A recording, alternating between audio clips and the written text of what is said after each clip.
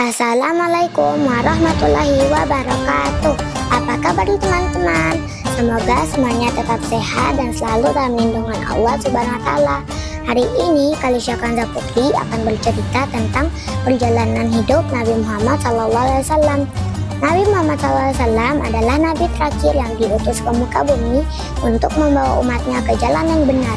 Beliau terlahir dari seorang ibu yang bernama Siti Aminah dan ayah yang bernama Abdullah. Nama Muhammad artinya orang yang terpuji. Nama ini diberikan oleh kakek tercintanya yaitu Abdul Muthalib. Masa kelahiran Nabi Muhammad bertepatan dengan tahun terjadinya penyerangan Ka'bah oleh pasukan gajah tentara Raja Abraham. Ketika Ka'bah hendak dihancurkan, Allah Subhanahu wa Ta'ala mengutus burung ababil untuk membawa kerikil-kerikil dengan tarunnya. Kerikil-kerikil itu dijatuhkan tepat mengenai kepala masing-masing pasukan bergajah. Pasukan bergajah ini hancur lebur mendapat azab dari Allah Subhanahu wa Ta'ala.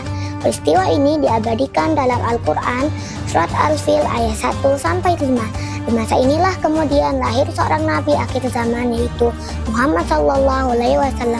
Nabi Muhammad SAW dilahirkan pada hari Senin 12 Rabiul Awal atau 22 April 571 Masehi di kota Mekah. Beliau terlahir dalam keadaan yatim dan pada usia 6 tahun beliau ditinggal oleh ibunya sehingga beliau menjadi seorang yatim piatu. Di usianya ke-8 tahun beliau ditinggal oleh kakeknya Abdul Muthalib. Kemudian diasuh pamannya yang bernama Abu Thalib hingga beliau mandiri. Pada usia 12 tahun Nabi Muhammad ikut berdagang bersama pamannya. Di usia 25 tahun beliau menikahi Khadijah dan memiliki 7 orang anak yaitu Qasim, Abdullah, Zainab, Ruqayyah, Ummi Kulsum, Fatimah, dan Ibrahim. Sebelum kelahiran Nabi Muhammad, ada banyak hal yang terlihat jauh berbeda jika dibandingkan dengan pasca kelahirannya, di mana ketika itu orang-orang terbiasa menyembah patung-patung berhala. Mereka terbiasa juga dengan mabuk-mabukan, menjudi, maksiat, dan merendahkan derajat kaum wanita. Hidupnya berpindah-pindah dan terpecah ke dalam beberapa suku yang disebut dengan kabilah. Hidup yang penuh dengan kebebasan dan tidak memiliki aturan dalam bermasyarakat, sehingga kehidupannya pada saat itu sangatlah kacau. Pada usianya yang ke-40 tahun, pada tanggal 17 Ramadan tahun 611 Masehi, Nabi Muhammad SAW mendapatkan wahyu pertama dari Allah Subhanahu wa Ta'ala melalui malaikat Jibril yaitu ayat 1-5 dalam surah Al-Alaq. Adapun orang-orang yang pertama masuk agama Islam atau disebut dengan As-Sabiqun Al-Awwalin yaitu keluarga dan para sahabat, yakni istrinya Siti Khadijah, sahabatnya Ali bin Abi Thalib, Abu Bakar As-Siddiq, anak angkatnya Zaid bin Harisah, Utsman bin Affan, Zubair, dan masih banyak lagi keluarga dan para sahabat Rasul yang lainnya. Selama 3 tahun lamanya Rasulullah SAW berdakwah secara sembunyi-sembunyi dari satu rumah ke rumah yang lainnya.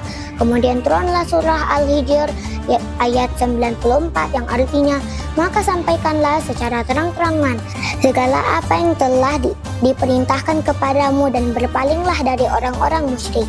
Dengan turunnya ayat ini maka Rasulullah SAW menyiarkan dakwahnya secara terang-terangan. Tanggapan orang-orang Quraisy pada saat itu sangat marah dan melarang penyiaran agama Islam yang dibawa oleh Nabi, bahkan nyawa Nabi Muhammad SAW sangat terancam. Namun Nabi dan para sahabatnya semakin kuat dan tangguh menghadapi tantangan dan hambatan yang dihadapi. Dengan ketabahan serta sabar walau ejekan caci maki, olok-olokan, dan menentang seluruh ajaran Nabi. Pada masa kerasulan Nabi Muhammad SAW tahun ke-10 pada saat Amal Husni yaitu tahun duka cita di mana pamannya Abu Thalib dan istrinya Siti Khadijah wafat serta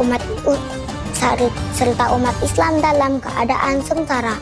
Di tengah-tengah kesedihan itu, beliau dijemput malaikat Jibril untuk melaksanakan Isra Miraj, yaitu melakukan perjalanan dari Masjidil Aqsa ke Masjidil Haram sampai ke Sidratul Muntaha untuk menghadap Allah Subhanahu wa Ta'ala dan untuk menerima perintah sholat 5 waktu. Pada tahun 10 Hijriah, Nabi melakukan haji wada atau haji terakhir. Dalam wukufnya di Arafah, beliau menyampaikan khutbahnya yang berisikan tentang larangan melakukan penumpahan darah kecuali dengan cara yang benar, larangan mengambil harta orang lain dengan cara yang tidak benar, larangan memakan harta riba. Hamba saya harus diperlakukan dengan cara yang baik, dan agar umatnya selalu berpegang teguh pada Al-Quran dan sunnah Nabi Muhammad SAW. Dan pada saat sahabat Abu Bakar sedang tidak di Madinah, terjadi sebuah peristiwa yang sangat menyedihkan, di mana Nabi Muhammad SAW wafat. Pada saat Abu Bakar diberitahu, beliau segera datang ke rumah Aisyah. Beliau mengucapkan pidato, "Ketahuilah barang siapa yang menyembah Muhammad, maka sesungguhnya Muhammad ini telah mati. Dan barang siapa menyembah Allah, maka sesungguhnya Allah tetap senantiasa hidup dan tidak akan pernah mati."